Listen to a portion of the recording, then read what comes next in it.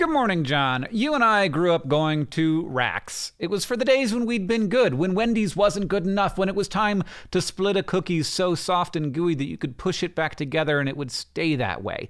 Rax was a roast beef place, like Arby's, except that it was constantly undergoing identity crises and it had no idea what it wanted to be. Mostly in their advertising, they just wanted to make the case that they somehow weren't like the other major fast food chains. Here's one of the most successful attempts to do that, implying people are oppressed because they can only get one kind of chicken sandwich. At Rax, you can get an eeny, meeny, and a miny. Eeny, meeny, and miny.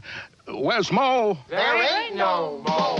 Oh, they tried so hard to make that work. Many of their ads tried excluding demographics to make it more appealing to their core audience, except that they always then pushed back against it. Here's a good example. Rax, it's good for adults and also kids, but only kids who act like they're adults. There are lots of bad Rax ads. There's one where a phone eats a sandwich, which features Yoga Jones from Orange is the New Black. This one with the giant chicken foot. And then there's one where a woman wants a pita pocket with a meatball in it and she explodes.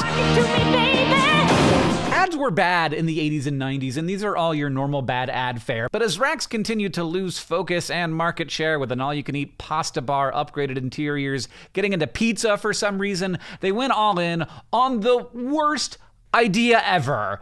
Mr. Delicious. Hello, I'm Mr. Delicious, the new spokesman for Rax Restaurants. My job? To encourage you to enjoy tasty, affordable meals in a more mature dining environment. He's like a low-energy Rodney Dangerfield. He is a sad man. And that vacation he took to Bora Bora with those two young friends, well, that left Mr. Delicious feeling empty and unfulfilled. No, you need to explain. Mr. Delicious just had some rather delicate surgery. If there's no change, he doesn't have to squirm so much to put it back in his pocket. Did we just hear about Mr. Delicious's vasectomy? Because his analyst charges a lot to keep Mr. D's hostility all locked up. Wait, what? And Mr. Delicious always carries this briefcase. Mr. D, what's in the briefcase? And all of this is paired with the worst or possibly best tagline in all of fast food history. Rax, you can eat here. I think there's an element of parody here. Like, you can eat here is definitely a parody of a tagline. Mr. Delicious is a parody of what a spokesperson is. He's not fun, he's not happy, he's not engaging. But they're also trying to do a thing. They're trying to identify with a core audience, but who is that audience? It's fast food for grown-ups, misogynist, unfunny, alcoholic, sad grown-ups who gamble too much and go to psychotherapy? Now, the wonderful thing here is we have a lot of insight into Mr. Delicious because the ad agency and the management of Rax worked together to create a mini documentary about how successful Mr. Delicious was. Mr. Delicious speaks honestly to the kinds of problems and issues that we all face. I mean, does he?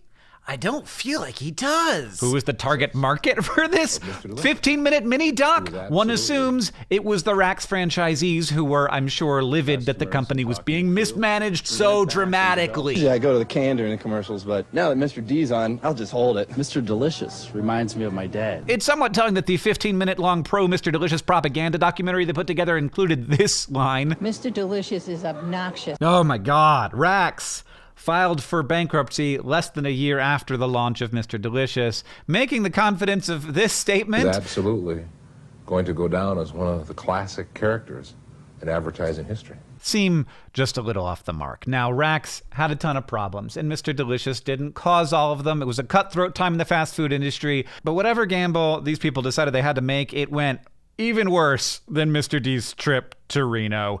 John, I'll see you tomorrow.